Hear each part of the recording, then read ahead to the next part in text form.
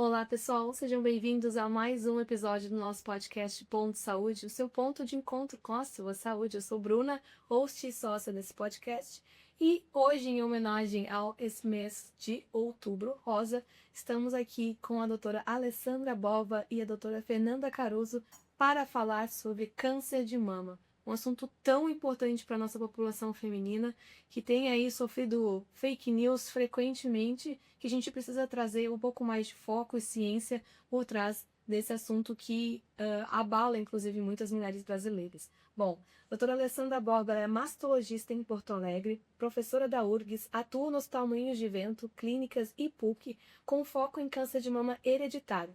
É vice-coordenadora do Departamento de Oncogenética da Sociedade Brasileira de Mastologia e cofundadora do WIM, Women Engagement for Equity in Medicine. Seja muito bem-vinda, doutora Alessandra. Muito obrigada, é uma honra estar aqui. E a doutora Fernanda Caruso é ginecologista e pesquisadora em menopausa, com formação em uroginecologia, doutoranda pela URGS na linha de pesquisa em menopausa e professora da Faculdade de Medicina da Unicino. Seja muito bem-vinda, doutora Fernanda. Muito obrigada pelo convite. Doutora, se a gente começar então essa conversa sem pânico, sem tabu, com ciência, eu queria perguntar para vocês assim, se vocês têm algum caso que ilustre, né, um pouco como é que é a história da mulher com câncer de mama. Se tem algum caso em que vocês podem contar para nós? Diversos casos, né, de pacientes que ilustram câncer de mama. Eu vou começar com a maneira que eu comecei hoje, uma aula que eu estava dando junto ali do Clínicas. A gente traz geralmente imagens hoje em dia para causar impacto. Eu botei uma imagem de uma mulher no chuveiro, chamei ela de Maria. Acho que Maria sempre é um nome que nos convoca coisas boas, né? Eu falei que a Maria estava voltando do seu dia de trabalho, cansada, pensando no que ela tinha que fazer, no que ela tinha que fazer no dia seguinte. E durante o banho ela passou a mão na mama, passando um sabonete e encontrou um caroço, encontrou um nódulo. E ali ela parou. O mundo para às vezes nesse segundo, né? De pensar, o que é isso? Isso me pertence, não me pertence, eu vou ter que investigar, isso aqui não é nada. Teu cérebro foca a atenção. E o ponto ali é que a gente nunca sabe qual que é o segundo da nossa vida que tudo vai mudar. Ele pode começar um processo investigativo, de ter que fazer exame de imagem, ter que fazer uma biópsia, ter que esperar o resultado da biópsia. Muitas vezes é o momento mais difícil de todo o diagnóstico, é esperar esse momento. Vem o diagnóstico. E a grande maioria das mulheres que vai ter esse diagnóstico de câncer de mama, então se a gente pensar que a Maria estava com um nódulo palpável, que ela reconheceu, investigou e veio o diagnóstico de câncer de mama, são mulheres que estão na menopausa ou entrando na menopausa. Essa é a faixa etária mais comum que a gente tem, entre 50 e 60 anos, da idade média de diagnóstico é 62 anos. Então, ou elas já estão na menopausa, elas estão nesse período periclimatérico.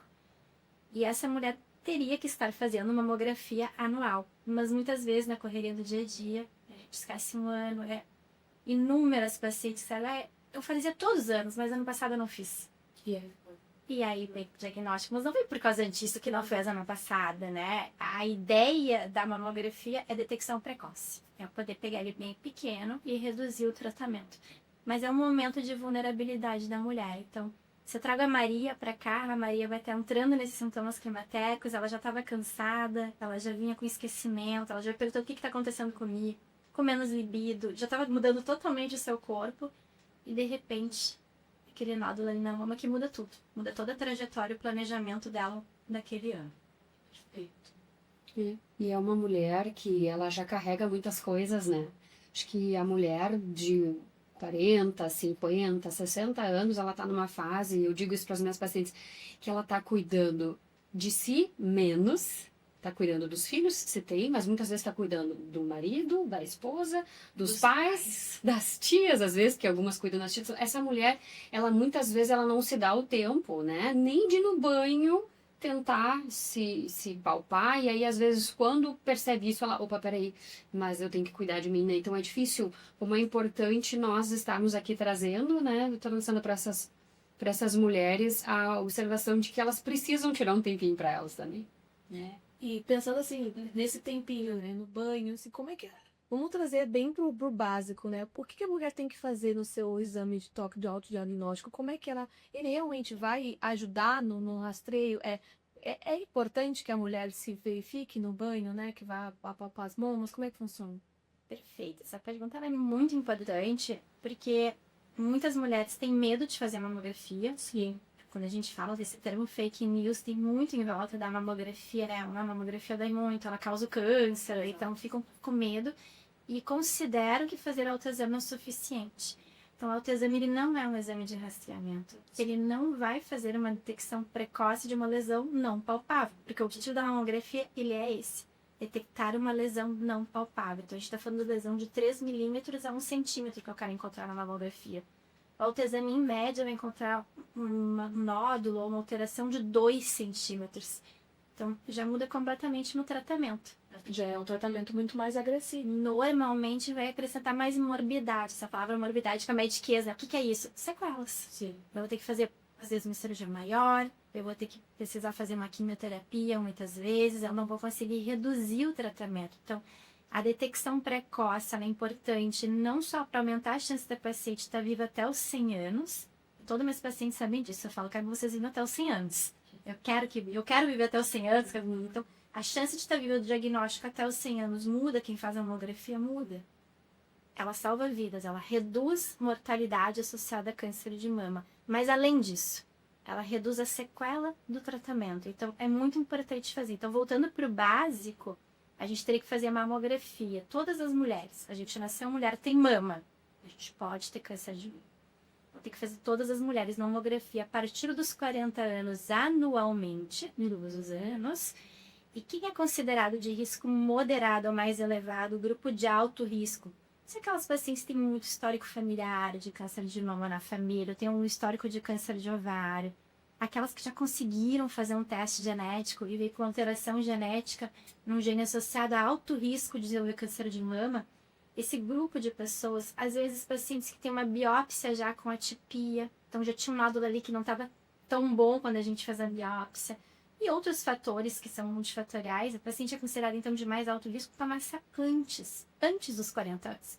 Ela vai ter que começar a fazer, às vezes, ressonância com 25 anos. É uma ressonância de mama com contraste, com 25 anos, e se a paciente é de alto risco por alteração genética, são exames semestrais que a gente tem que fazer. Então, a Sociedade Americana de Cirurgiões, quando eu fui no primeiro congresso que eu fui deles em 2018, já colocava uma frase assim muito interessante, que toda mulher, a partir dos 25 anos, deveria fazer uma avaliação de risco para saber qual que é o seu risco de ter câncer de mama. Eu amaria que todos os ginecologistas fizessem isso. Nossa. O ginecologista que é o médico da mulher. Exato. Não é o mastologista. Quem chega em mim já chega com alguma queixa, algum sintoma. Então, quem que é o médico que vê todas as mulheres? O ginecologista. Então, já pensou se todas as mulheres com 25 anos pudessem reconhecer o seu risco e aí começar a diferenciar o rastreamento? Porque é isso, não é uma coisa serve para todas as mulheres. Claro. Cada grupo de pacientes e cada mulher vai precisar de um rastreamento. Então, eu preciso identificar quem é para poder fazer isso, essa detecção precoce. E se a paciente de alto risco ela não sabe, ela vai palpar uma lesão grande com seus 30 anos, uma lesão de 4 a 5 centímetros, e que os médicos também vão demorar a diagnosticar. Porque não se espera uma mulher jovem ter câncer de mama, então muitas vezes pensa, não é nada, é alteração hormonal, é do ciclo. E aí a gente atrasa do diagnóstico. E aí vai ver cistos e entre outros, e quando vê é um câncer de mama. E aí, trazendo isso para as mulheres jovens, quando uma paciente jovem de 30, 20 e poucos anos, ou até 40 anos, é diagnosticada com câncer de mama, acaba que o tratamento gera um bloqueio, né? Tu poderia explicar pra gente como é que funciona isso? Porque o estrogênio é o hormônio que deveria piorar? Eu querendo entender mesmo, bem de forma leiga. Vamos lá. Câncer de mama, quando a gente fala de câncer de mama, existem vários tipos de câncer de mama. E dentro do mundo do câncer de mama, existem os subtipos. Então, eu às vezes explico para as pacientes que é como se fossem frutas. Se eu dissesse, vai na feira, tu tem que comprar uma fruta. Tá, qual fruta que é? Eu quero uma banana. Qual o tipo de banana? E ainda além do tipo, tem a banana que tá madura, a banana que tá verde. Então, a gente tem que ir diferenciando. O câncer mais comum de mama é um câncer que nasce na unidade ducto-lobular, então é naqueles caninhos e no sistema que vai começar a produzir leite quando a mulher, se a mulher engravidar para amamentar. Esse é o mais comum, mas a gente tem outros tipos de câncer e a maioria deles é receptor hormonal positivo. Então a gente avalia 4 marcadores para saber o sobrenome do câncer de mama. Então 2 deles é receptor de estrogênio e receptor de progesterona, são 2 receptores hormonais. Então, se a mulher é jovem e ela tem um câncer de mama receptor hormonal positivo, eu preciso fazer um bloqueio hormonal nela. Na maioria das vezes, isso vai depender não só desses receptores, mas também do tamanho da lesão, que do quanto ela já estava ampliada também. Por exemplo, linfonodos axilares, as ínguas embaixo do braço. Então, a gente chama de estadiamento loco-regional. A depender do tamanho da lesão e desses receptores, eu preciso fazer bloqueio hormonal. Para quê? Para aumentar a chance dela estar viva até os seus 100 anos. Para diminuir a chance dessa doença voltar em algum outro momento. Como é que a gente faz esse bloqueio? Muitas vezes a gente tem que fazer o ovário dela parar de funcionar. E para fazer isso é dramático, porque eu tenho que dar uma injeção que é horrorosa, uma injeção na barriga, ou mensalmente a cada 3 meses. E o mais dramático de tudo, é uma mulher que estava no auge da sua produção hormonal. Estava no auge da sua produção de trabalho, pensando em ter filhos, eventualmente, ou já tendo filhos. Então, ela não estava pensando que poderia ter uma doença. Conforme a gente vai envelhecendo, começa a fazer os exames, ela não ia fazendo exame de rastreamento. E de repente a gente bloqueia ela, a gente bota ela numa menopausa abrupta para melhorar o tratamento dela, para ela ficar viva. Então ainda tem esse antagonismo, eu tenho que fazer, eu preciso para poder ficar bem, mas começa a sentir calorões, fogachos, cansaço, menos libido, menos vontade de fazer as coisas. Então, aproveitando que está a doutora Fernanda aqui com a gente, se torna essencial o acompanhamento de alguém que entenda não só de sintomas climatéricos, mas um nicho bem específico, sintomas climatéricos em paciente com câncer de mama, ou pós-tratamento, porque tem que entender o que pode e o que não pode usar e como ajudar, porque ela precisa de ajuda. Sim, essa paciente precisa de ajuda e acolhimento, né? A gente quando fala sobre a paciente que vai tratar os sintomas de menopausa, a gente pensa sempre em terapia hormonal. E aí essa paciente que já está vulnerável por tudo que ela passou, e às vezes o paciente jovem está tentando assimilar o que está acontecendo com ela, então ela já está necessitando de um acolhimento pelo que está acontecendo, ela se sente desacolhida porque ela se sente excluída, né? Então eu não posso participar disso, além de eu ter que passar por uma provação tão difícil que é ter uma doença que se chama câncer, que carrega um carimbo muito pesado. Então, eu tenho que lidar com isso, né? Com até uma espécie de luto pela saúde, que a gente sabe que não é assim, né, gente? Hoje a gente entende que é algo que tem tratamento, que você pode sim ser acolhida e você também vai ser acolhida no sentido de tratar os sintomas. E aí a gente entende que tratar essa paciente para os sintomas de menopausa é um tratamento multifatorial. O que quer dizer isso? A gente vai ter que entrar em várias frentes. Eu acho que o mais importante que tem que ficar de recado aqui para as pacientes e para as mulheres, né, é que você precisa buscar ajuda, você tem recursos para isso, e que nós podemos, o que eu digo assim, a gente faz uma costura, uma colcha de retalhos. Às vezes aquela mulher que pode usar hormônio, a gente tem algo um pouco mais preparado, talvez seja um caminho mais fácil. O teu caminho não quer dizer que vai ser um caminho impossível. Ele pode ser um caminho que a gente vai ter que costurar um pouquinho mais, mas a gente consegue chegar lá. A gente vai ter que entender, para esse sintoma, o que a gente vai fazer? Olha, vamos fazer isso aqui, eu me dei bem, Fernanda. E para esse sintoma, o que a gente vai fazer? Olha, com isso aqui eu me adaptei bem. Então, não só essa mulher vai ter tratamento, vai ter um acolhimento, como ela vai ter essa nova colcha de retalhos para ela, é dela. E para ela vai funcionar e ela vai viver feliz assim. Então, acho que eu gostaria assim, muito de trazer essa mensagem, porque essa mulher precisa entender que ela merece e ela vai ter uma qualidade de vida de novo. Isso me fez até 2 insights enquanto a Fernanda estava falando. Eu pensei que muitas vezes essa mulher, ela tá investigando a questão de engravidar. Então, olha o ponto que ela estava na vida. Ela estava tentando engravidar, algumas vezes estava buscando ajuda, fazendo tratamento. Vamos lembrar aqui que a gente está cada vez mais, nós mulheres, né, engravidando mais tardiamente. Então, isso, infelizmente, é um fator de risco para câncer de mama. Quanto menos filhos a gente tem, quanto menos se amamenta. Algumas outras coisas da vida atual moderna, tá? Que é o sedentarismo, aumento de ingesta de bebida alcoólica. Então, a gente está aumentando o diagnóstico de câncer de mama nessa faixa de 35 e 40 anos, muito relacionado aos hábitos de vida. Então, começa a se aproximar desse momento e aí, de repente, a tua vida vira. Tu está com diagnóstico de câncer, tu estava tentando engravidar, e tu vai fazer bloqueio hormonal. É claro, tem que caminhar para um especialista para ver a questão de congelamento de óvulos antes disso, para ver tuas chances de engravidar depois, mas nessa primeira consulta que eu estou dando diagnóstico, eu tenho que ver se ela estava tentando engravidar e pensar no congelamento, e já tem que avisar para ela, olha, pode ser que tu entre na menopausa antes do tempo. a tua chance de engravidar espontaneamente podem reduzir depois, tu vai poder, dando tudo certo, a gente sabe que pode, mas uma consulta super complexa, pra mim, imagina pra paciente. Sim. Imagina pra mulher que tá recebendo. E o segundo insight que eu tinha feito enquanto você falava, Fernanda, eu me lembrei de um grande amigo meu que diz assim, as pacientes estão buscando alternativas para os tratamentos, porque elas estão com sintomas, e estão buscando alternativas que nem sempre são seguras. E a culpa, às vezes ele diz assim, a culpa é nossa. Por quê? Porque ela chega lá e eu digo, tu não pode fazer reposição hormonal. E aí? E aí? O que eu faço com isso? Então, atualmente eu digo assim, ó, tu vai viver o sintoma da menopausa. A Fernanda fala muito isso. Sofrer com isso é uma escolha que a gente não precisa fazer. Então, avisa o sintoma, me avisa se tu sentir alguma coisa que tá te incomodando, que juntas a gente vai pensar no que fazer, eu vou te encaminhar para um especialista. Às vezes o sintoma é fácil de resolver, nem sempre até o fácil, a gente precisa de várias linhas terapêuticas. Tem o que fazer para melhorar. Nem sempre eu vou zerar sintoma, mas melhorar. Qualidade de vida é super importante. Essa é uma paciente que ela vai passar o resto da vida na menopausa. Ela não tem como voltar a produzir, por exemplo, a não ser bloqueada. Ela não... Um paciente jovem, ele pode voltar. Daí vai depender da idade do diagnóstico dela, né? Porque, em média, tá uma paciente jovem que vai ser bloqueada, ela pode ficar 5 anos, 7 ou 10 anos precisando da terapia hormonal. Em geral, tá? De maneira muito grosseira. Se ela for diagnosticada muito jovem e ficar 5 anos, ela pode voltar a castrar. Recentemente, a Fernanda a gente está dividindo um caso que é super complexo. A paciente chegou agora com 45 anos, teve câncer de mama 20 anos atrás.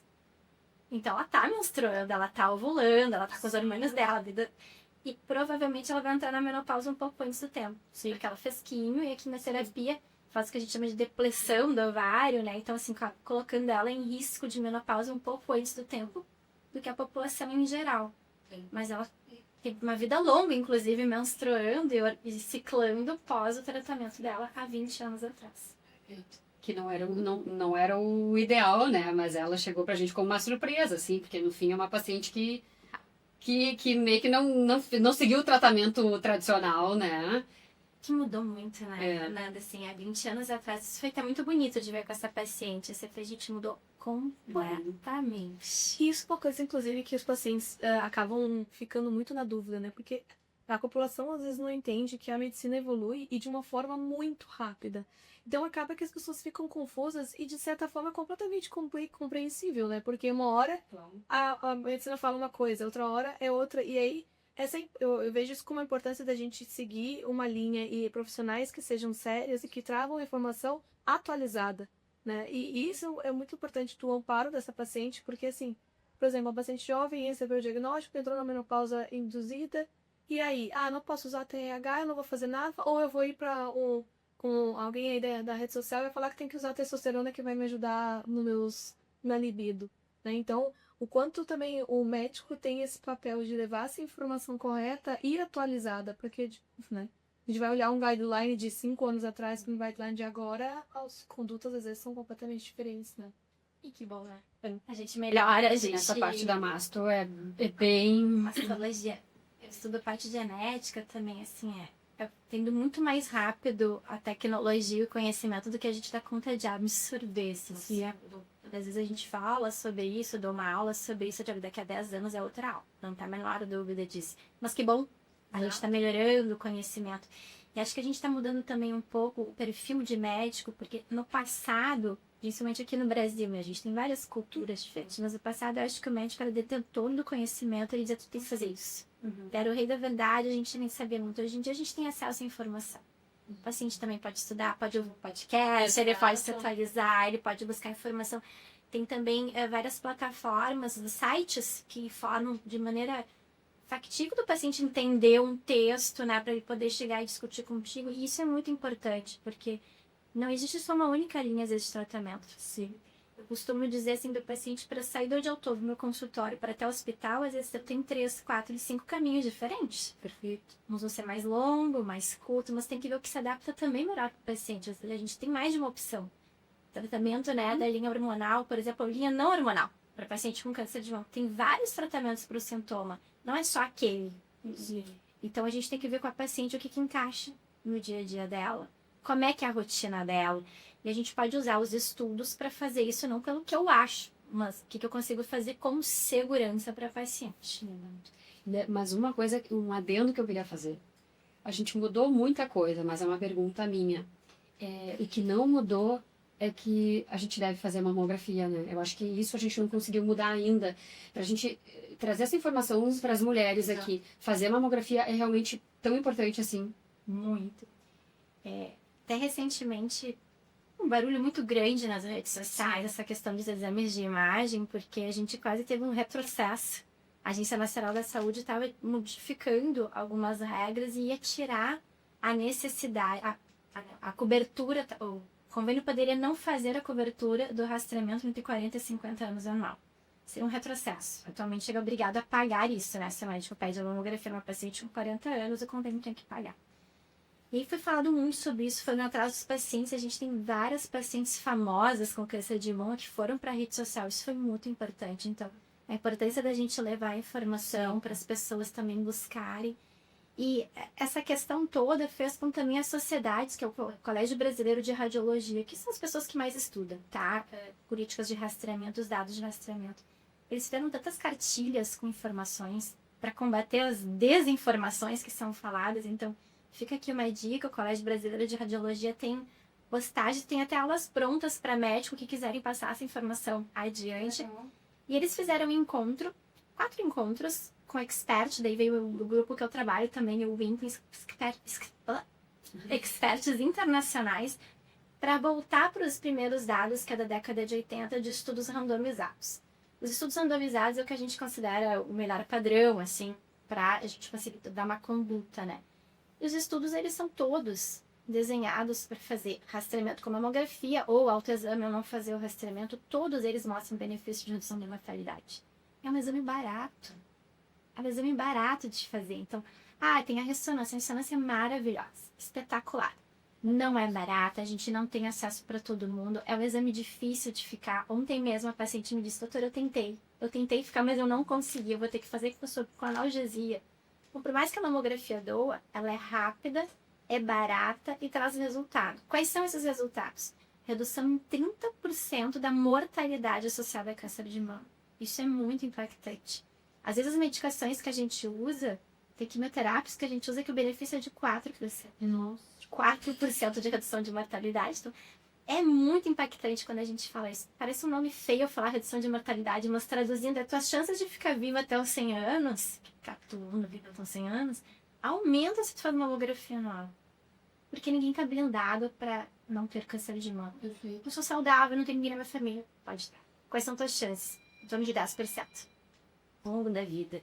Ela existe, ela não é próxima de zero. Então, a mamografia é uma coisa básica que não mudou desde a década de 80.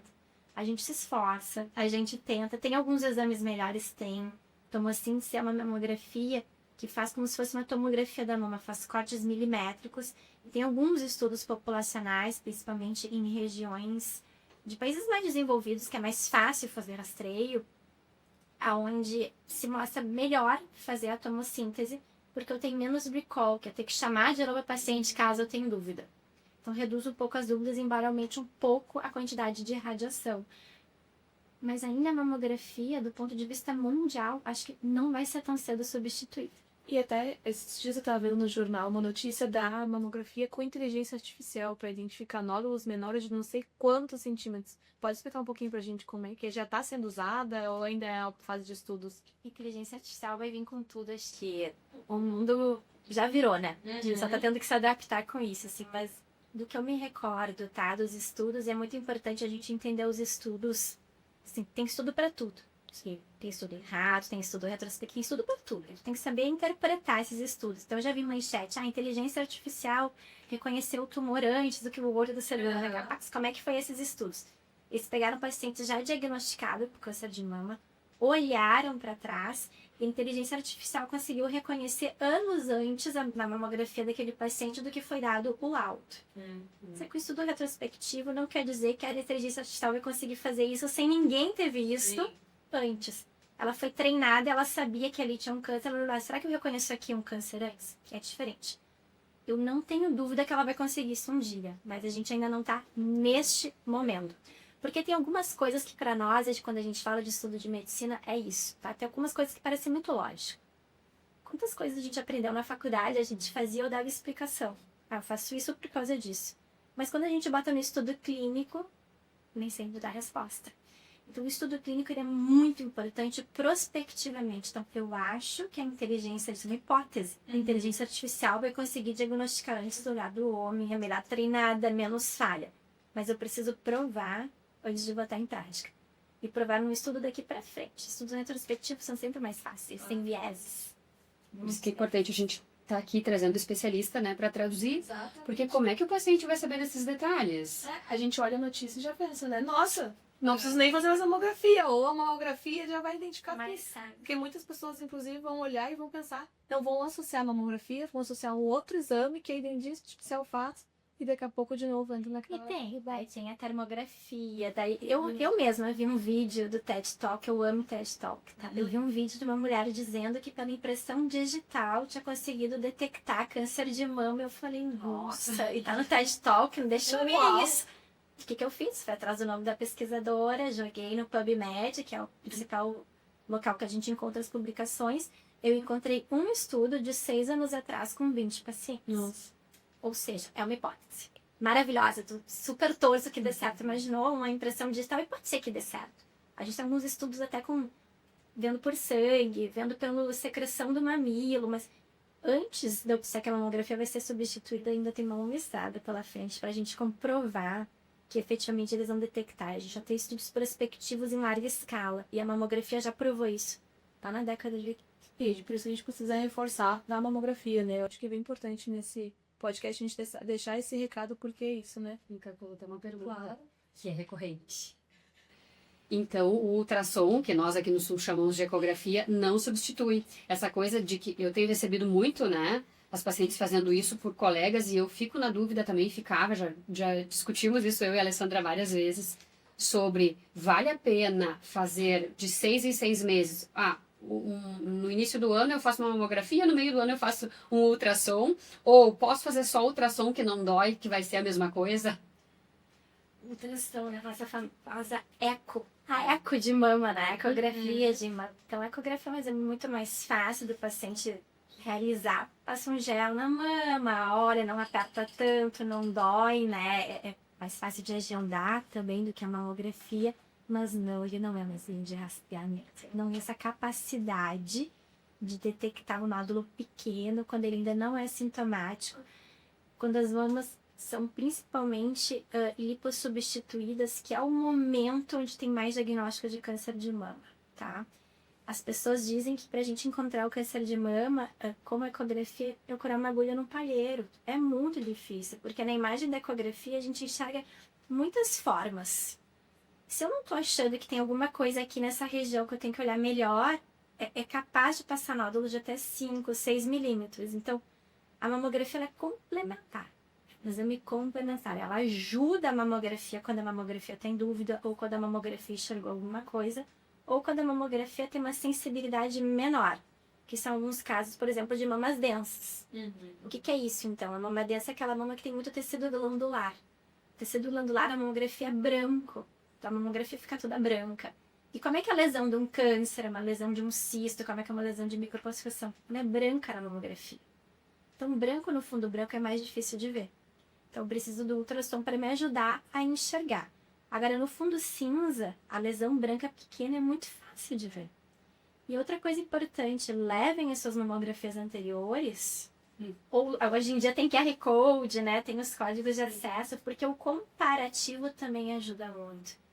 Estou olhando, não tinha uma manchinha, agora tem uma manchinha branca aqui. Opa, mudou alguma coisa, deixa eu olhar aqui com mais calma, com mais cautela. Tem gente que acha, não tem que levar porque ele tem obrigação de achar, né? O médico tem que achar. Ajuda muito, gente, assim, comparativo. E outra coisa, se já tinha um nódulo lá e eu vejo que ele não cresceu, que ele tá igual, que ele tá estável, em geral, isso é sinal de benignidade. Ajuda. Se toda vez que eu fizer parece que é a primeira vez, vocês vão ganhar algo que se chama Sistema BIRADS categoria 3. O que é isso? Então, é um sistema de classificação internacional que o mundo inteiro usa para laudar os achados em mamografia e ecografia. ele significa, olha, eu estou encontrando alguma coisa aqui, e essa alguma coisa que eu estou encontrando tem 98% ou uma grande chance de ser benigno. Mas é a primeira vez que eu estou vendo, tu tem que refazer esse exame em 6 meses. Então, se ela já estava fazendo e já tinha, eu não preciso ficar repetindo isso de 6 em 6 meses. Então, não, as pessoas não precisam fazer ecografia de 6 em 6 meses, de forma geral. As pacientes jovens não precisam fazer ecografia rotineira. Só vai encontrar cisto, vai encontrar um monte de coisa que gera ansiedade e não precisa. Então, o exame ecografia complementar. Ou eu tenho achado no exame físico, ou eu tenho o exame de rastreio, a mamografia ou a ressonância para alto risco que tem alguma alteração. E pensando nos pacientes que sofreram cirurgia plástica, por exemplo, um próstata de silicone, que isso impede alguma coisa da mamografia? Não, de jeito nenhum, assim.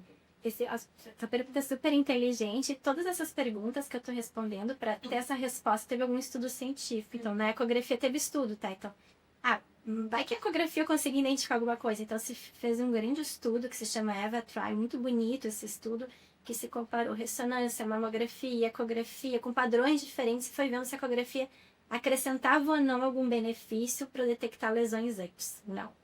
Sobre a prótese de silicone, o que se hipotetizou? É mais difícil de eu ver a mamografia com a prótese, ou vai acontecer algum problema com a prótese quando eu apertar. Então, lembra que eu falei lá na inteligência artificial a importância dos estudos clínicos? Quando se foi para os estudos clínicos, se observou pacientes com prótese, pacientes sem prótese.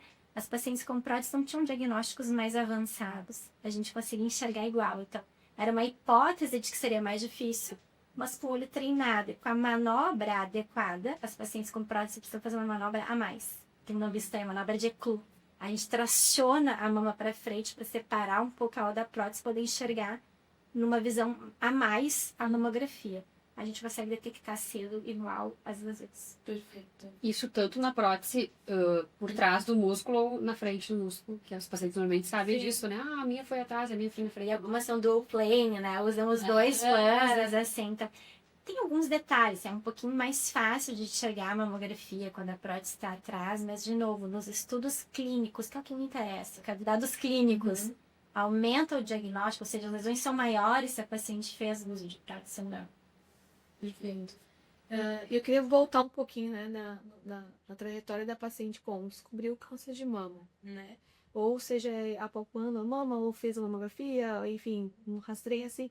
O que a paciente vai fazer nesse primeiro momento, né? Para onde ela vai? Onde ela vai procurar? Ela vai procurar um médico? Qual vai ser a primeira etapa de tratamento dela, né? O que ela vai passar para ele? Porque daí depois quero puxar um pouquinho para frente para a gente trabalhar na qualidade de vida dessa paciente, porque de novo, muitas vezes é uma paciente jovem, cada vez mais tem sido diagnosticadas pacientes jovens com câncer de mama. Como é que vai ser essa trajetória dessa paciente? Claro que vai depender do grau, né, do tipo de câncer, né? Como é que é, meus amigos? Então, eu vou voltar lá para Maria. Ela palpa um nódulo, faz o quê? Primeira coisa que a gente tem que fazer é consultar com o médico que entenda, e eu entendo isso muitas vezes como uma urgência, não porque vai salvar a vida dela, mas porque dá uma angústia enorme, tem que esperar uma consulta para ver o que tem que ser feito. Então, a primeira coisa, acho que é conversar com alguém e começar a acalmar tudo aquilo que está vindo na mente. A gente precisa fazer exames de imagem, se a paciente não tem. Então, ela não tiver mamografia, a ecografia precisa ser feita. Fiz a eco e viu o nódulo. A Maria palpou, fez a eco e viu o nódulo. A mamografia é muito importante, porque a mamografia pode ver microcalcificações que a ecografia não vai ver. É o único exame que vê microcalcificações, que tem vários tipos de calcificações. Então, quem for ler os seus laudos, aí deixa eu ver se tem calcificação. Tem muita. A maioria das calcificações são benignas. Mas tem alguns tipos de microcalcificações, são dos pontinhos brancos na mamografia que a gente enxerga. São depósitos de sal de cálcio. Elas podem ser com um tipo de lesão inicial, que pode estar associada ao nódulo e não vai ser palpável, não vai ser visível na eco. Então, o primeiro ponto tem que ter um exame físico com o médico que saiba fazer. A gente vai examinar a mama, vai examinar linfonodos axilares, linfonodos suprainfraclaviculares, para pedir uma mama na eco. E para poder fazer o diagnóstico, não tem exame de imagem no mundo que faça o diagnóstico. Eu preciso de uma biópsia. O que é biópsia? A gente faz uma anestesia local, retira o fragmento da lesão, coloca num potinho que tem formol, aquilo fica armazenado, vai para o médico patologista que prepara uma lâmina e olha no microscópio. Isso leva alguns dias, né? Tem que marcar os exames de imagem, marcar a biópsia. Esse material da biópsia vai para o patologista que tem que preparar aquilo para fazer a lâmina, para ele conseguir fazer a leitura. Se vier câncer, a gente precisa de um exame complementar nessa lâmina que foi feita para biópsia, que foi visto que é o câncer, que é a imunistoquímica, que vai me dar os marcadores. Isso demora mais um pouco para vir o resultado. Então, primeiro diagnóstico que a gente vai ter é se é um carcinoma invasor, não invasor, se é um carcinoma in situ, se é um fibroadenoma, se é um nódulo benigno. Então, é a histologia. Para um segundo momento, vira a imunistoquímica. Então, o primeiro ponto eu palpei, tenta agendar com o mastologista ou com o teu ginecologista de confiança, vai ser pedido exames, depois vai ser pedido uma biópsia por agulha grossa, na maioria das vezes, tem outras. Tem biópsia a vácuo também, tem outros metodologias, que eu preciso retirar fragmento para poder fazer o diagnóstico da lesão. Perfeito, ótimo. Eu queria ver se a gente tem alguma pergunta, porque a gente tinha várias perguntas do público, né, pra gente entrar, porque eu acho que tem perguntas sobre exatamente esse tema, né, porque daí a mulher diagnosticou, e agora? Né, como é que vai ser a trajetória? Porque muitas vezes chega pro ginecologista, né, até o paciente que tá em tratamento de menopausa, enfim, e aí chega diagnóstico de mama. É um momento de muito acolhimento, né, e que muitas vezes vocês não vão ter, né? Eu nunca vou me esquecer, eu fui numa aula do I. Foi muito interessante, porque as meninas levaram, as doutoras, né, levaram uma paciente. Me chamou muita atenção, porque perguntaram para ela assim, como é que foi para ti passar pelo processo? Para mim foi muito uma surpresa. Ela disse assim, olha, foi um processo tranquilo. Por quê? Justamente o que ficou na memória dela foi todo o acolhimento que ela teve. Desde a detecção, ela tinha 2 filhos pequenos, alguma coisa assim, trabalhava muito advogada, disse que não tinha muito tempo. Mas ela disse que desde o início ali, conversaram muito com ela, deram todo um acolhimento. Então é isso que ficou para ela, né? Ela entender que ela vai passar pelo processo, que ela vai conseguir tratar aquilo e de que existem essas e aquelas outras possibilidades. Aquilo me marcou muito, assim. E o ginecologista, ele participa desse processo muitas vezes. E aí, eu fiz a pergunta da mamografia, porque as pacientes chegam assim para mim, doutora, eu já fiz os meus exames hormonais, já vou consultar contigo para a gente começar a reposição hormonal. Eu digo, mas não, o exame de hormônio, ele não é o exame importante. E ele, inclusive, ele pode ser descartado. Ele não precisa ser feito para a maioria das pacientes. O exame que tu precisa fazer é a mamografia. Esse exame é o exame mais importante antes de iniciarmos uma terapia hormonal. Por todo esse contexto que a gente sabe, né, da gente ainda ter uma contraindicação ao uso da terapia hormonal para as pacientes que têm câncer de mama. Então, a gente participa desse processo e muitas vezes a paciente vai em busca da terapia hormonal. Eu não faço faz anos mamografia. Já me aconteceu isso esse ano, inclusive. Então, vamos fazer. A paciente fez, né, descobriu um nódulo, foi comigo, que até pedi ajuda para a Alessandra, olha, onde é que ela consegue uma biópsia mais rápido. Estive junto com a paciente ali naquele processo de diagnóstico. Enfim, até uma paciente que teve que ir pelo SUS, depois ela não tinha condições, eu ajudei ela ainda a fazer um encaminhamento pelo SUS. Mas, enfim, a gente participa disso, né? E muitas vezes é aí que a gente descobre. É quando ela tem o desejo de fazer reposição hormonal. Então, a paciente, ela vai, chega no consultório para ti com sintomas de menopausa, né? Com a intenção, porque muitas vezes chegam já, quero reposição hormonal. A primeira barreira, né, que a gente deveria analisar primeiro é a mamografia. E esse é o exame mais importante. Não é o exame de, eu quero aquele exame da menopausa. O exame da menopausa se chama mamografia. E exame físico das mamas, né? Sim, isso sempre, mas a gente sempre... A gente tá voltando pro básico, porque infelizmente tem ginecologista que não examina as mamas, a grande maioria examina, fico super feliz, ao eles tá isso, mas exame físico anual é importante. Porque a mão treinada detecta também coisas antes de uma mão não treinada. Então, o autoexame é importante para autoconhecimento. Mudou alguma coisa, procura ajuda. Se tu te conhece, sabe quando muda. Mas o exame físico do médico também é importante. Tem algumas alterações que o médico vai olhar, vai sentir, vai palpar e vai conseguir direcionar também, eventualmente, o exame mais ou menos rápido. Tem outras questões, mas é bem importante isso. Acho que a mamografia e exame físico são super necessários. E como você citou o Sistema Único de Saúde do Trabalho, no SUS, que é um pouquinho diferente a caminhada do SUS, porque a paciente não vai marcar como ginecologista, como mastologista, ela vai para o posto de saúde. E se ela palpou alguma coisa, o médico que tiver lá vai pedir o exame de imagem para ela e a partir dessa alteração ele pode conseguir pedir a biópsia ou já encaminhar para o sistema terciário, que a gente chama que é os hospitais, para poder fazer a investigação. E a notícia boa é que aqui no Rio Grande do Sul, de maneira geral, esse encaminhamento, quando suspeito, quando já tem o exame de imagem ou já tem a biópsia, é rápido.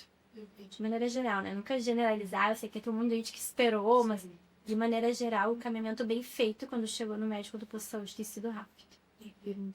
E como é que a gente maneja essa paciente que chega com a expectativa da terapia de reposição hormonal e se depara com uma suspeita de um câncer ou até o histórico? Porque a gente sabe, o histórico também influencia, né? Essa paciente que ela vai ter um histórico familiar de câncer de mama, ela não vai poder usar a terapia. Como é que é esse rastreio também do histórico?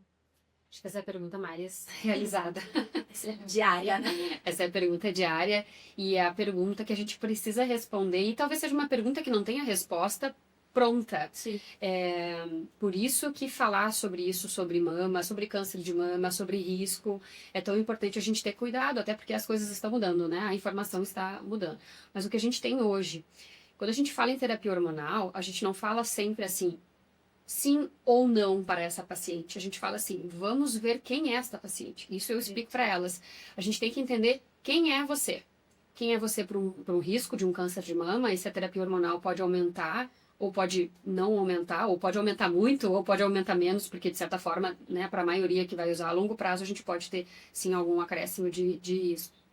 Mas enfim, é entender quem é aquela paciente. Mas, gente, a principal contraindicação para o uso da terapia hormonal é a história pessoal. A história familiar, ela não é uma contraindicação, mas ela abre um alerta para a gente conseguir realmente entender e estudar a história dessa paciente. E muitas vezes eu vou pedir ajuda para as minhas colegas mastologistas e para as minhas colegas geneticistas, para a gente conseguir fazer uma rede de apoio e entender, olha, fulana, no teu caso, a gente tem aqui um risco que é baixo, que é médio, que é alto. Será que vale a pena a gente usar? Será que é isso mesmo que a gente precisa? Vai adicionar tanto de risco para ti? Então, é uma conversa que tem que ser bem adulta, direcionada, mas para a gente realmente entender que muitas vezes a resposta não está ali, na primeira consulta. Muitas vezes a resposta vai estar a gente poder explicar o processo e dizer, olha, vamos fazer uma avaliação bem legal do teu risco e a gente vai decidir o que a gente vai fazer. Acho que até atualmente tem sido buscado muito, tem se falado mais sobre os sintomas climatéricos, é uma oportunidade, uma porta de ouro para identificar talvez quem seja alto risco, já que a gente não tem essa realidade de aos 25 anos, todos os pacientes. Pode ser essa realidade. Essa realidade é maravilhosa. E Eles tinham uma frase de impacto, assim, que esse guideline que eles estavam sugerindo, ele não era uma ideia de custo efetivo, mas era uma ideia de salvar vidas.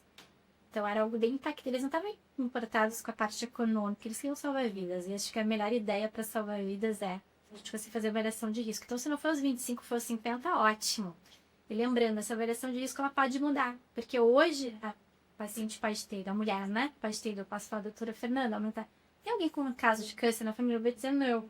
Mas eu posso voltar daqui a 5 anos e minha mãe tá com câncer de mama. Eu posso ter uma prima que teve em idade jovem. Então, assim, é dinâmico. Histórico familiar, histórico pessoal é dinâmico. Hoje eu posso estar bem fazendo atividade física, tá magra, e daqui a 5 anos eu engordei, eu parei de fazer atividade física, eu tô vivendo um burnout. Então, é dinâmico essa consulta. De novo, o médico da mulher é o ginecologista. Ele é o melhor para fazer essa avaliação inicial ou quando dúvidas no caminhar. O que a doutora Fernanda falou, eu sei que ela faz, ela já sabe fazer isso. A gente tem calculadoras, a gente tem ferramentas online para calcular esse risco. Isso nos ajuda como médico. Não fiquem achando que a gente sabe tudo de cabeça, sabe fazer todos os cálculos. Então, a gente conhece fatores de risco, fatores protetores, eu consigo adivinhar alguns resultados da calculadora, mas é super importante não só para me corrigir eventualmente quando eu estou errada na minha hipótese, mas como para poder documentar, mostrar para a paciente, ela palpa aquele número, qual que é o meu risco, o quanto que eu estou agregando com a reposição hormonal, e aí tomar uma decisão, quero ou não quero fazer. É uma escolha. Que seria tópicos que a paciente vai pontuando. Olha só que legal. A calculadora de risco tem várias, cada uma tem seu defeito, cada uma tem essa qualidade. Então, quando a gente estuda, a gente tem que saber isso. Mas a gente coloca ali peso, altura, ingesta de bebida alcoólica, quanto que ingere, porque bebida alcoólica é um fator de risco para câncer de mama e dose dependente. Quanto mais se bebe, mais aumenta o teu fator de risco. Prática de atividade física não tem, infelizmente, nas calculadoras de risco, mas assim como mamografia, se tem um único recado para a gente dar hoje, é faça atividade física. E hoje eu volto para esse tópico. Tem questão de uso de anticoncepcional, por enquanto ter densidade mamária, que é a UIT que faz a mamografia para ver o tipo de densidade mamária, resultado de teste genético, histórico familiar. quem teve câncer, qual câncer e com qual idade. Então, elas são super complexas. Tenta calcular tudo isso, gera um algoritmo e diz, olha, o teu percentual então vai estar mais próximo da população geral, que eu vou chamar de baixo risco, na intermediária, que é um risco relativo maior que o da população geral, ou você é um alto risco. Então, se você é um alto risco, eu vou sobrepor um risco fazendo uma terapia hormonal daqui a pouco longa, ou posso também tomar algumas atitudes para reduzir o meu risco. Olha que chance de ouro. Isso era uma dúvida minha, assim, a paciente que ela tem um alto risco, mas por diversos fatores de riscos modificáveis. Ela tá em sobrepeso, enfim, né, não vou saber dizer quais são. A gente conseguiria, essa paciente, modificar esses fatores para tentar segurar um pouco esse risco e iniciar uma terapia de reposição hormonal? Com certeza. A própria reposição hormonal também pode ajudar nisso. Isso. Vamos fazer essa troca depois, que no verão a gente pode falar mais dos benefícios da reposição hormonal. Mas a gente tem uma paciente, às vezes, entrando na menopausa, nos sintomas climatéricos, que é complexo, tá? Muitas vezes ela entrou num foco de trabalho mais difícil, filhos que estão crescendo, não entrou na rotina de atividade física, daí teve essa troca hormonal. E essa troca hormonal atrapalha o metabolismo, ela pode estar mais ansiosa e colocando na comida. Então, o estilo de vida saudável, e aqui eu vou contar depois disso com bastante clareza, ele pode reduzir em 30% a 40% todos os diagnósticos de câncer de mama. E as mesmas coisas que a gente vai falar para câncer de mama servem para uma série de outras doenças. Assim, qual que é a principal causa de morte em termos de doença no Brasil ainda, tá? São as doenças cardiovasculares. Hábitos de vida saudável reduz isso. Nos países desenvolvidos é câncer e na mulher vai ser o câncer de mama. Hábitos de vida saudável conseguem reduzir isso. Hábitos de vida saudável melhoram os sintomas climatéricos. Então, acho que tem duas teclas, mamografia e hábitos de vida saudável. É muito importante. Né? E justamente por isso que falar em tratamento, principalmente hormonal, e nessa paciente que tem medo de câncer de mama, precisa ser uma conversa demorada, porque ela precisa entender todas essas mudanças que ela tem que fazer, e a gente não pode mudar quem é a nossa mãe, quem é a nossa prima, isso a gente não vai mudar, então as nossas características genéticas, alguma outra questão às vezes mais difícil, a gente entende a dificuldade que é tratar uma obesidade, a gente pode ir atrás, mas é difícil, mas existem coisas pontuais mais fáceis que a gente pode atingir para diminuir esse risco. Por exemplo, não ser sedentário. Não é só o paciente tem que fazer uma atividade, tá? Mas quanto de atividade? Sair do sedentarismo já vai ajudar essa paciente. Então, junto com esse perfil, a gente já vai construir, olha, todas essas questões aqui tu pode modificar. Tem coisas que a gente não pode mudar. Eu não posso mudar quem foi tua mãe e a história dela. Eu não posso mudar que tu não teve filho, né? Às vezes chega paciente com 45 anos, não tive filho, não pude ter. Eu não posso mudar essa história. Mas eu também não posso te dizer assim, não, contigo não vai ter nenhuma solução. Não, peraí. E o que a gente pode mudar? Vamos tentar reduzir o consumo de álcool? Vamos tentar, então, tratar essa obesidade? E a terapia hormonal? Semana passada eu atendi uma paciente que me disse assim, eu acho que ia fazer bem pra mim, mas é que essa coisa do câncer de mama, então eu falei assim, bom, então vamos conversar em números, vamos falar o que a terapia hormonal pode te trazer em números, o que a gente tem hoje de estudos. Daí, enfim, a gente traçou ali, né, aquele tempo dos 10 anos, que é o que a gente tem mais de estudos. E eu fui falar para ela assim, tu já imaginou viver a vida do jeito que tu tá vivendo? Sem dormir? Sem conseguir se divertir com teus filhos porque tu tá brigando? Como é que tu vai fazer um exercício? Como é que tu vai parar de beber? Ou como é que tu vai diminuir? Então tu entende que a terapia hormonal pode parecer muito errado isso que eu tô te falando, mas não é. Ela pode até te proteger do câncer de mama, mas porque tu vai correr atrás daquilo. Entende? E a gente precisa mostrar isso para a paciente. Ela precisa entender, gente, isso não é para todo mundo. É uma conversa de paciente para paciente. Mas ela pode mudar o curso da tua vida. Então, para paciente que está precisando, né? Porque acho que a indicação de terapia hormonal é sintomas. Não é para todo mundo. Não é um sutiã serve para todo mundo, uma terapia para todo mundo. Pode sim ter uma paciente que está precisando e que isso vai colocar uma qualidade de vida melhor, uma qualidade de sono, numa disposição, ela vai melhorar. Prática de atividade física, vai melhorar a alimentação. Atividade física é igual remédio. Reduz não só a chance de ter câncer de mama, como quem teve câncer de mama e faz atividade física, reduz a mortalidade. Então, é indicação, escrevo. Fazer atividade física. Elas voltam felizes me contando, assim. Talvez não dê agora, mas no ano que vem pode ser que dê. A gente tem que tentar. E qual atividade física? Que dá. Você gosta. É nadar, é dançar, é correr, é caminhar, fazer luta. É o que dá. tem que ser alguma coisa que tu consiga fazer que seja prático. Nós, como médicos, temos essa responsabilidade, porque nós somos médicos, mas nós também somos humanos, também temos uma vida. Então, se chegar alguém para mim e falar hoje, ou para a Alessandra, olha, se for uma atividade física moderada, tu tem que fazer 150 minutos por semana. E se for de maior intensidade, tu tem que fazer 75 minutos por semana. Será que isso encaixa pra gente? Muitas vezes nem na nossa rotina encaixa. Então, quando o profissional de medicina conseguir entender, né, que ele não precisa estar tão engessado nas métricas. Então, as métricas, elas são importantes, elas nos dão um norte, mas a gente precisa falar, mulheres, saiam do sedentarismo. Façam o que for possível e às vezes a gente traça um plano. Olha, tu acha que é possível dentro da tua rotina um dia tu chegar a 150 minutos por semana, dividido em três dias diferentes? Ah, hoje não, doutora, mas talvez o ano que vem eu consiga. Então tá, isso seria o ideal, mas a gente vai costurar agora pra ti, de novo, a minha coxa de retalhos. A gente vai conseguir fazer isso hoje, é o primeiro passo. É a mesma coisa do que tratar a obesidade, que a obesidade a doutora Alessandra pode falar muito melhor que eu, né? Um dos fatores de risco mais importantes hoje que a gente tem para câncer de mama, e ninguém está pensando nisso. Então, eu quero emagrecer, quem sabe a gente pensa assim, vamos tentar perder só 5 quilos no início, não os 30, não os 20. Vamos colocar metas possíveis para a gente sair da inércia, né? A gente conseguir começar. E a gente também tem que enxergar, assim, o ser humano é complexo, né? Eu tenho que ser honesta que eu não tô fazendo atividade física agora. Eu confesso aqui.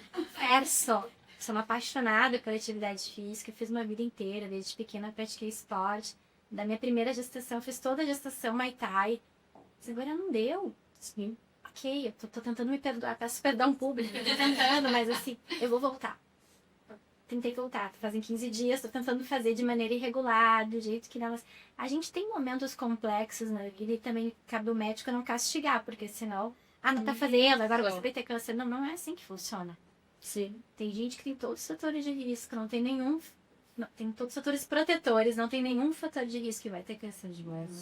Tem paciente que tem todos os fatores de risco e não desenvolve. Por exemplo, o tabagismo é claro para isso, né? Quantas pessoas fumam e dizem, mas minha mãe fumava e não teve o câncer de pulmão. Boa, você pode ter. Então a gente não tem como adivinhar quem vai não dar. Mas o que eu posso fazer por mim, de melhor?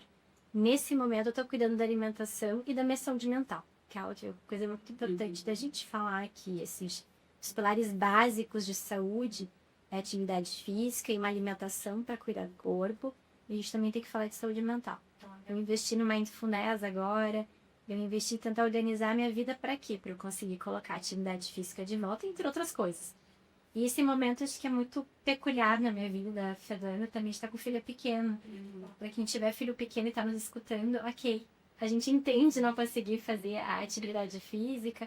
E eu estou vivendo isso. Então, a paciente está na pós-menopausa também, está com um momento difícil da vida. Você não pode desistir. Eu acho que isso é o grande ponto. Acredito. Queria abrir para perguntas, porque eu acho que a gente tem bastante pergunta. Isso, a gente tem bastante pergunta, algumas delas já foram respondidas, né? Mas elas têm características parecidas, né?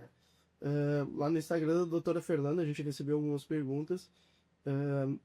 Uma delas, né, vocês já responderam em parte. Minha mãe foi diagnosticada há pouco tempo com câncer de mama. Qual exame genético eu devo realizar? A gente tem algumas outras perguntas também, né? Como reposição hormonal aumenta a chance em quem tem histórico familiar, aumenta a chance de câncer de mama em quem tem histórico familiar. A gente tem outras duas perguntas, uma bem específica, né, da nossa audiência daí, e outra um pouco mais ampla. A gente sabe que o Outubro Rosa é voltado para saúde da mulher como um todo, né? Mas tem uma pergunta bastante curiosa que surgiu da nossa audiência. Se homem também tem chance de ter câncer de mama. E por fim, uma pergunta mais específica, né? Uma mulher da nossa audiência comentou: já tive câncer de mama, carcinoma ductal in situ, com uma área grande, com microcalcificação, nódulo de 2 centímetros, fiz mastopexia e preservação da pele e de auréola aos 46 anos. Não fiz quimioterapia e nem radioterapia. Tomei tamoxifeno durante 5 anos. Hoje já fazem 9 anos que eu fui operado. Existe alguma chance do câncer voltar? complexo Tudo das bem que é perguntas. tudo para tua vez. Vamos com partes.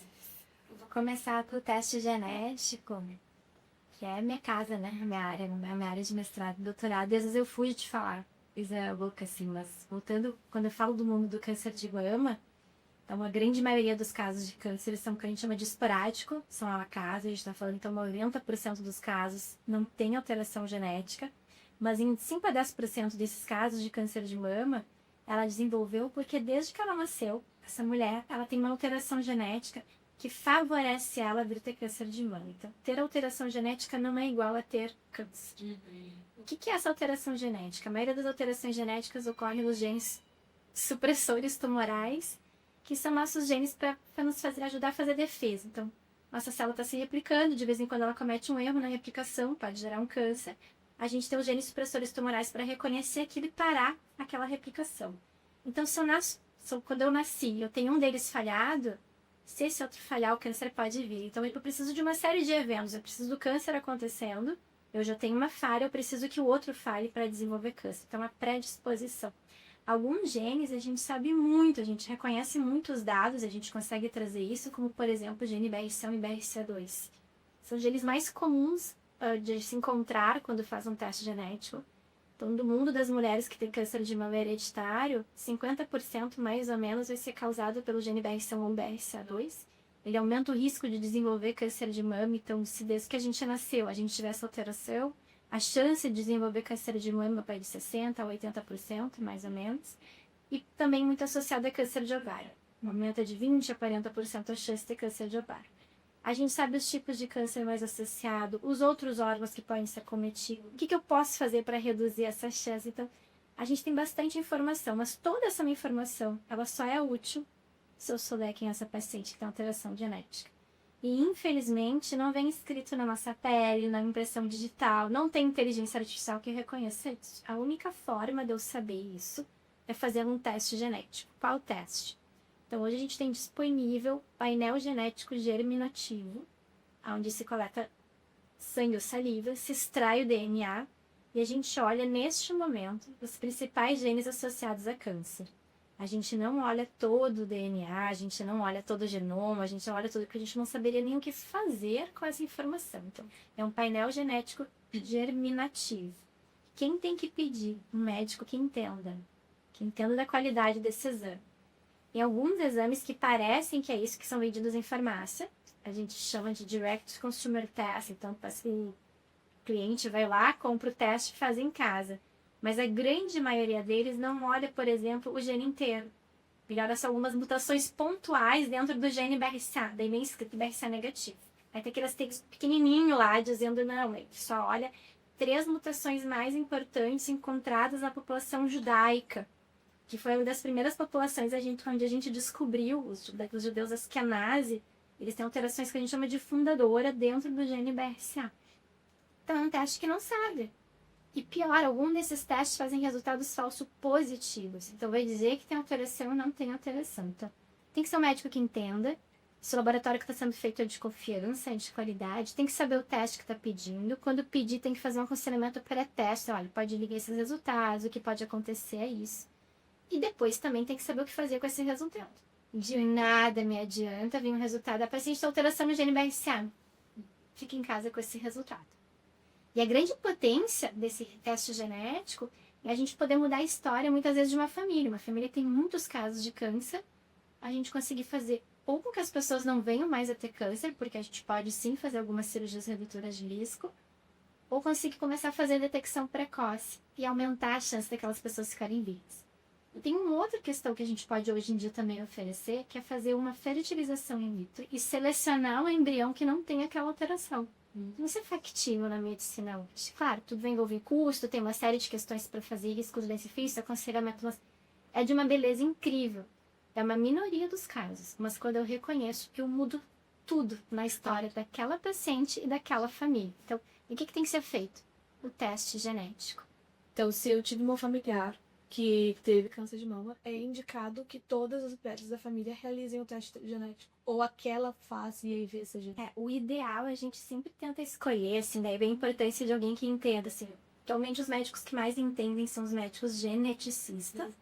Mas nesse ano de 2025 foi criada uma nova área de atuação na medicina, que é a oncogenética. E para ser oncogeneticista não precisa ser só geneticista. Um mastologista pode ser oncogeneticista.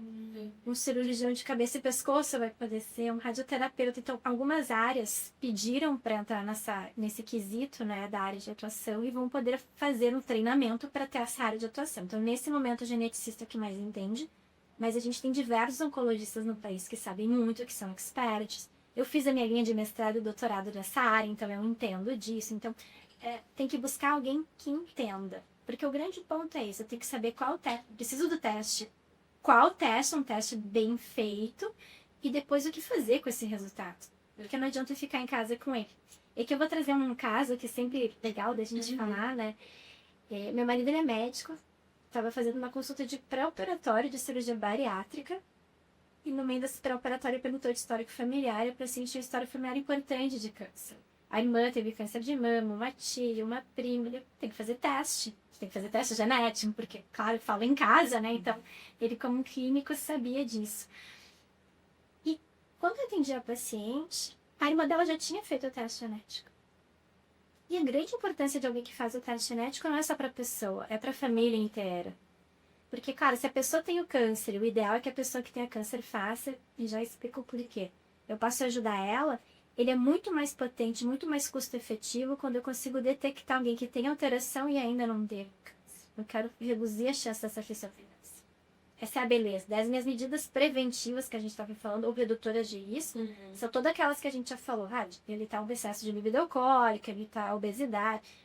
Mas muitas vezes eu vou oferecer uma medicação ou uma cirurgia redutora de risco. E aqui a gente volta para aquele gancho da terapia hormonal. Essas pacientes de BRCA1 e BRCA2, elas precisam tirar trompa e ovário.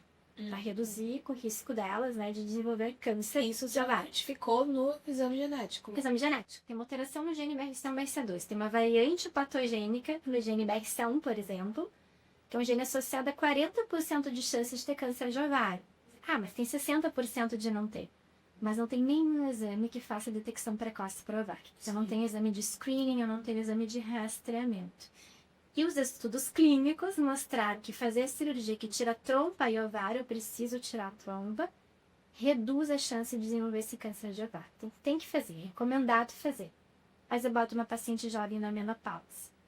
E uma paciente jovem que não tinha doença nenhuma, então estava super bem. Tudo tão fácil. Manda para alguém que entende disso.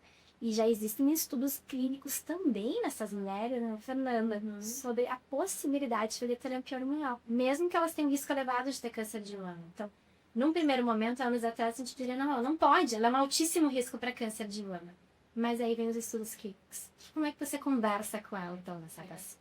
Hoje a gente tem bem estabelecido já dentro da terapia hormonal que essa paciente vai depender da idade, né, que ela fez a cirurgia. E pacientes, principalmente abaixo dos 45 anos, a gente já tem estabelecido uma segurança e um benefício para essa paciente fazer o tratamento. Os estudos nos mostram que com segurança a gente poderia usar até os 45 anos. E em alguns casos a gente poderia...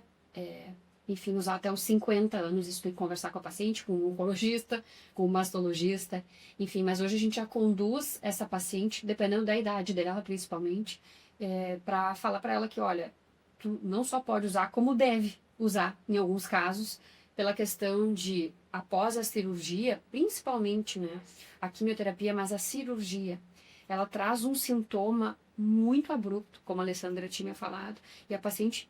Muitas pacientes, muitas mulheres perdem muito em qualidade de vida. E a gente tem, assim, aumento de risco cardiovascular lá no futuro, né? Toda a questão da perda da qualidade de vida.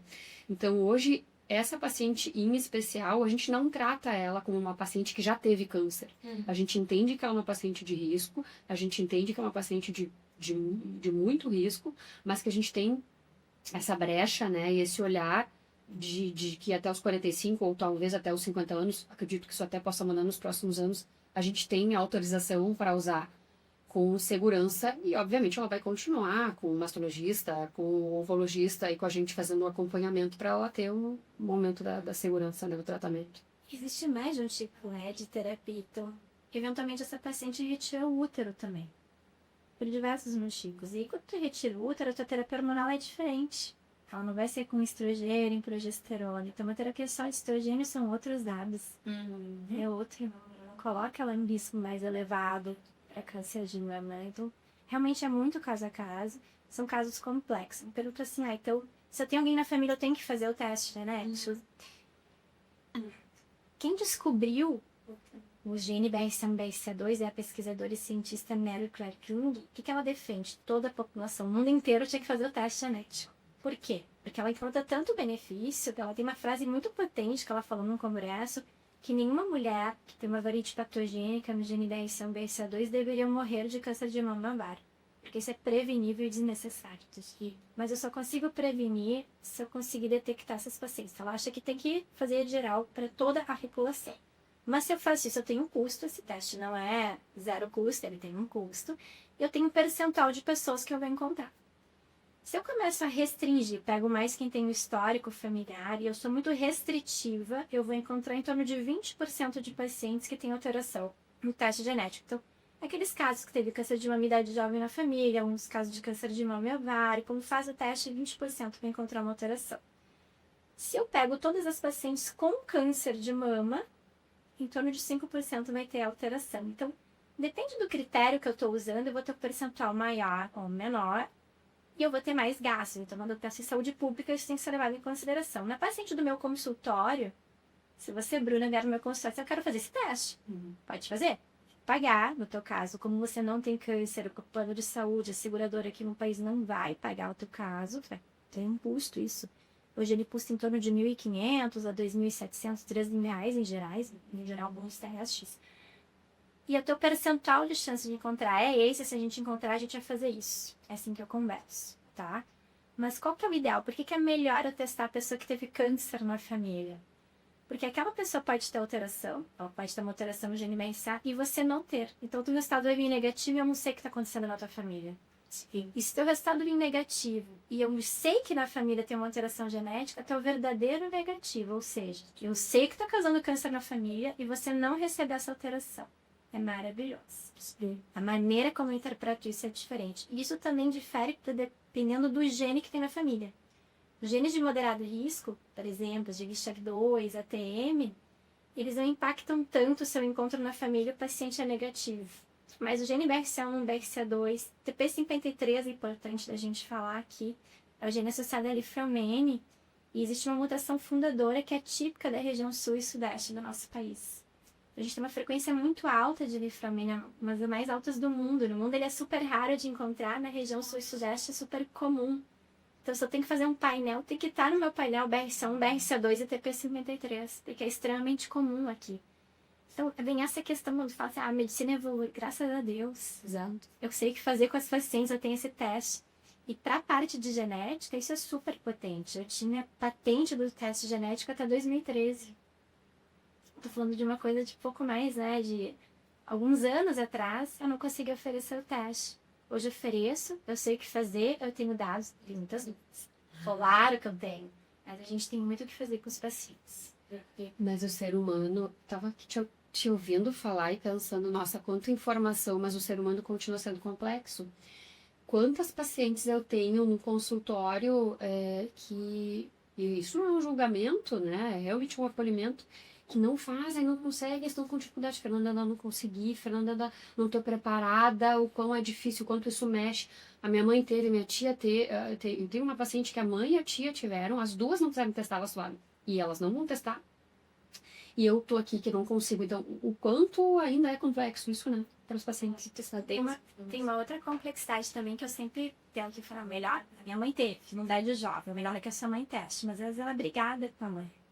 E deve gerar dela, por vida dela. Então, tem que falar com a minha mãe, porque a minha mãe tem que... A gente também tem que entender isso. Assim, é o ideal, mas a gente não vive no cenário ideal. Então, a gente tem que fazer aquilo que é possível. Então, muitas vezes eu peço para o paciente voltar e ver o que aconteceu e ver como adaptar. Pode fazer. Se ele vier alterado em um gene de alto risco, eu não tenho a menor dúvida do que fazer. Se ele vier negativo, pode ser que eu tenha que lidar com algumas informações que estão imprecisas, porque eu não tenho todo o resultado da família. Assim. Então, no mundo ideal, as pessoas que testam são as pessoas que tiveram câncer e os cânceres mais graves da família. Então, as idades mais jovens, os bilateral, Ou aqueles cânceres mais, por exemplo, o câncer de ovário, é um câncer bem mais raro que o câncer de mama. E o percentual de mulheres que têm alteração genética é mais alto, é em torno de 18%. Toda mulher que tem câncer de ovário deveria fazer um teste genético. E toda mulher que tem na família alguém com histórico de câncer de ovário deveria estar pensando nisso, porque o percentual é mais alto que o ovário detecção. Então, é super importante a gente entender. E eu tive uma paciente que me incomodou muito, assim. Eu orientei ela a fazer, na verdade, falar com a irmã. 2 irmãs com câncer de mama, fala com a tua irmã. E eu já falo, se a tua irmã não conseguir pagar, porque não tinha paciente sem convênio, né, sem seguradora, ajuda ela, paga, divide. Eu fui dando... E volta comigo. E ela não voltou. Ela voltou 1 ano depois, e aí a paciente com câncer de mama. Não. Por quê? Porque ela tinha falado com a irmã, daí a irmã não quis fazer, daí ela não quis se incomodar, ela não voltou comigo para dizer que a irmã não tinha feito. E aí eu também entendi que muitas vezes o paciente que está na minha frente é a chance que eu tenho. Se ele está motivado, você tem que explicar isso. Olha, teu resultado pode vir negativo, eu tenho uma dificuldade em entender o que está acontecendo na tua família, mas se naquele momento que ela veio comigo, ela tivesse feito o teste, talvez eu pudesse ter prevenido aquele câncer de mama. Porque ela veio depois com alteração genética, tá? No gene BRCA2. Então, aquele caso me marcou, assim. Então, a própria evolução da medicina, a gente era muito mais restritivo com o teste. Até porque a gente começou estudando nas pacientes com uma história familiar muito importante. Então, a gente tem muito receio do resultado desse teste. Ele tem... O teste genético pode vir um resultado duvidoso, que eu já explico o que é. Que ele é muito mais complexo a gente entender alguns anos atrás. E só em 2021... Estudo de muito recente são os grandes estudos populacionais, caso controle, ou seja, eu peguei 50 mil mulheres que não tinham câncer de mama e testei, e peguei 50 mil mulheres com câncer de mama e testei. Aqui nos deu muita informação.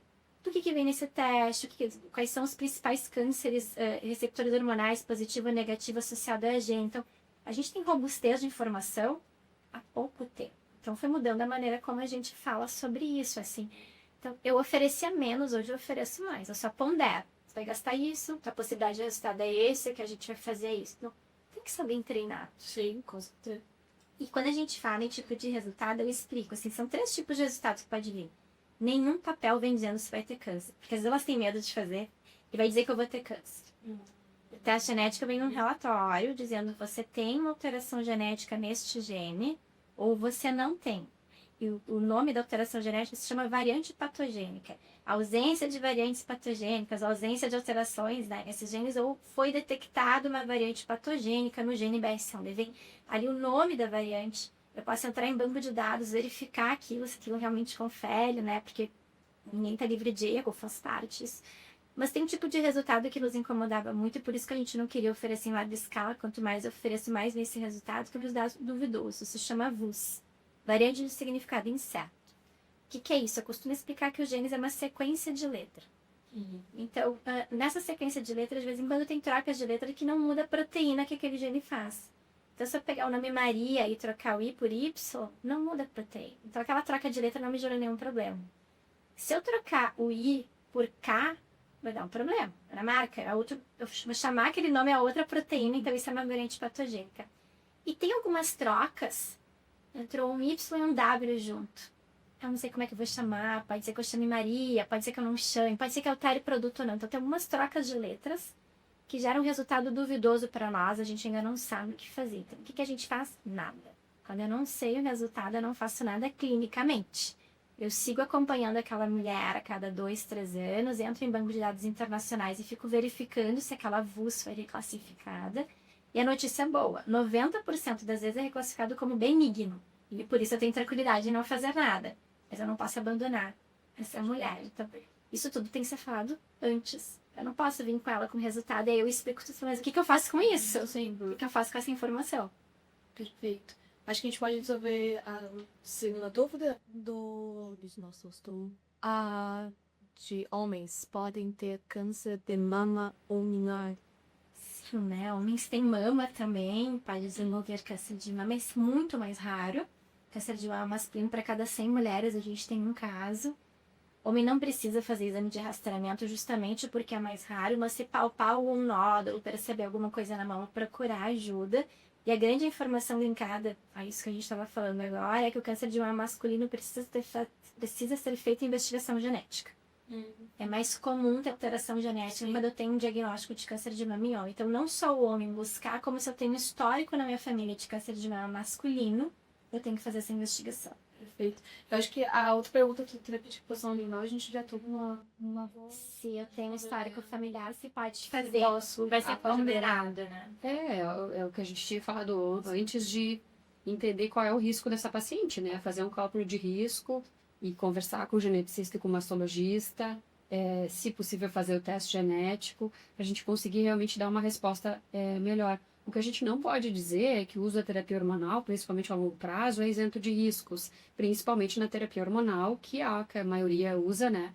Que é a terapia hormonal combinada. A gente tem que entender que a maioria dos estudos mostraram que ele que vai ser um fator de risco, né? É um fator de risco ainda considerado um fator de risco baixo, não quer dizer assim que a paciente vai acrescentar uma grande porcentagem, mas a gente tem que entender que talvez para uma paciente de alto risco não vale a pena a gente correr isso, então correr esse risco a mais. Então entender que se a paciente tem esse histórico familiar, a gente tem mais ainda que fazer uma avaliação de risco, colocar nesse software, nessas calculadoras que a gente tem, valorizar isso, para a gente entender qual o tipo de reposição hormonal, se a gente realmente precisa e vai fazer essa terapia hormonal, por quanto tempo nós faremos isso. Então, a gente não tem nenhuma contraindicação, mas a gente entender que fazer um rastreio de risco para essa paciente pode ser muito benéfico e muito importante em questão de segurança, né?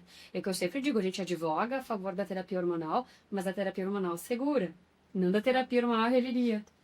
Isso também é importante falar aqui, que um histórico de câncer de mama isolado na família pode não representar nada. Essas famílias longas, às vezes eu pergunto, quantos irmãos a tua mãe tem? Minha mãe tinha 11 irmãs. 11. Uma teve câncer de mama aos 85 anos. É muito provável que seja esporádico. Então, o histórico familiar, ele também tem essa complexidade. O paciente pode ser adotado e não ter informação. E ela pode ser ligada com a família e não ter informação.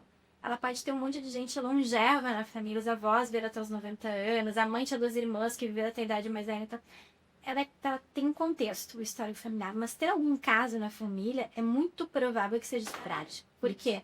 A maioria dos casos são esporádicos. Então, tem um caso na família que a lesão era receptora hormonal positiva numa paciente pós-menopáusica e várias outras mulheres longevas, dificilmente isso vai ter impacto. E aí, quando a gente coloca naquelas calculadoras de risco, a gente percebe isso.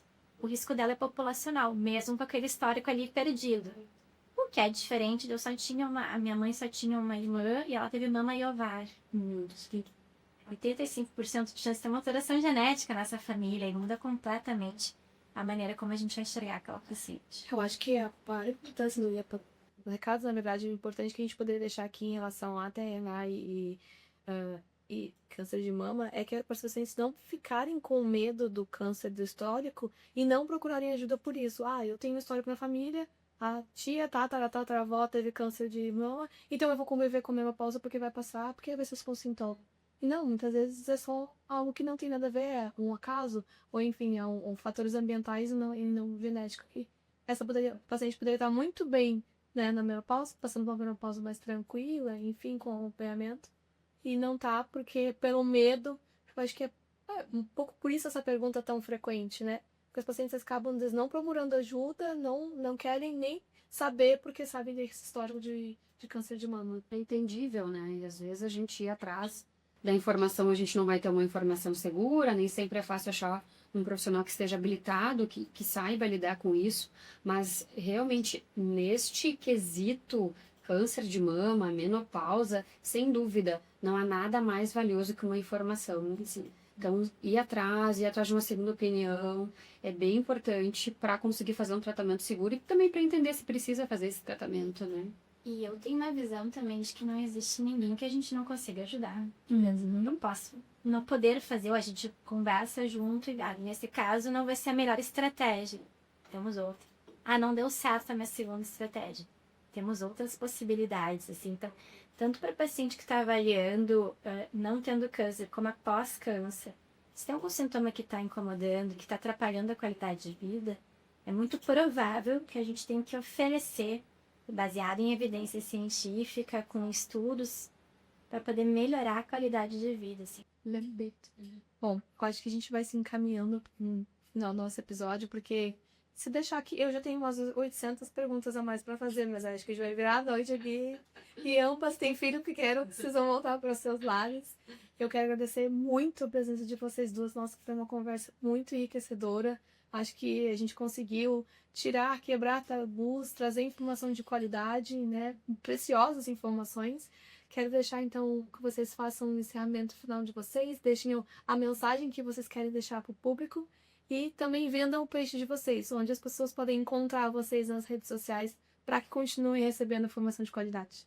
Então, eu sou ginecologista, tenho foco em terapia hormonal e não hormonal, que eu trabalho muito com essas pacientes que não podem fazer uso de terapia hormonal, não só câncer de mama, paciente com alto risco cardiovascular, paciente pós-câncer de endométrio, enfim, temos outras questões pontuais e para me encontrar ela no @doutora Fernanda Caruso no Instagram. Então, eu agradeço a oportunidade de estar aqui. Eu recentemente comecei a entender o poder de uma voz comunicando, que quando a gente estuda e faz mestrado e doutorado, a gente ganha um conhecimento que se ficar só para mim ou para as pacientes que eu atendo no consultório, que é limitado, eu vou poder ajudar muito menos pessoas. E quando a gente vai falar, não só amplia a minha capacidade de atingir pessoas, como gera essa troca. Quando você faz algumas perguntas, quando a Fernanda faz, eu vou tendo insights, a gente vai melhorando e todo mundo vai evoluindo, assim. Então, eu tenho uma rede social ainda tímida, mas tem Instagram, doutora Alessandra Borba, Alessandra_Borba, tem site também.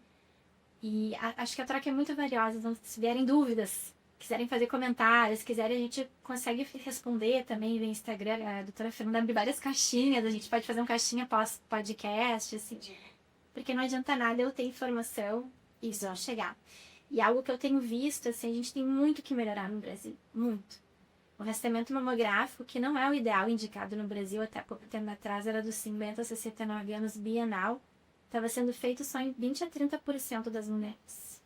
O ideal, segundo a Organização Mundial da Saúde, era fazer 80%. Então, 80% deveria estar fazendo rastreamento nesse cenário que já não era o ideal. Então, a gente precisa melhorar. As mulheres que fazem mamografia, eu preciso melhorar as mulheres que têm acesso a teste genético, eu preciso melhorar a qualidade de vida, que teve e que não teve câncer, né? Então, isso que ajuda, busca informação. E, por enquanto, acho que é isso. Agradeço de estar aqui. Eu que agradeço. E muito obrigada, pessoal, pela mais uma audiência de vocês. Vejo vocês no próximo episódio. Tchau, tchau.